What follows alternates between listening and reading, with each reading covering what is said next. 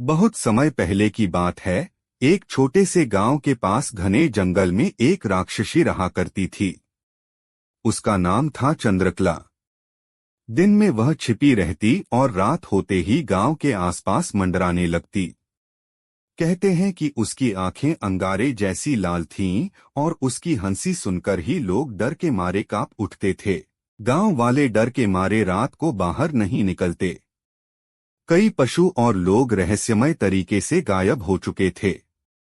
गांव के बुजुर्गों का मानना था कि चंद्रकला को श्राप मिला है। जब तक कोई उसकी आत्मा को मुक्ति न दे वह धरती पर भटकती रहेगी।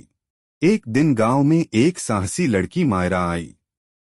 वह पढ़ी लिखी थी और उसने कई पुरानी कथाएं पढ़ रखी थीं।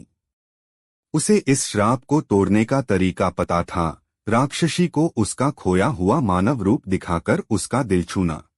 मायरा ने जंगल में जाकर चंद्रकला को आवाज दी। राक्षसी सामने आई। उसकी आंखों में क्रोध और पीड़ा थी। मायरा ने शीशे का एक टुकड़ा उसकी ओर बढ़ाया और कहा, देखो तुम अब भी इंसान हो सकती हो। राक्षसी कुछ पल चुप रही, फिर फूट फूट कर रो पड़ी।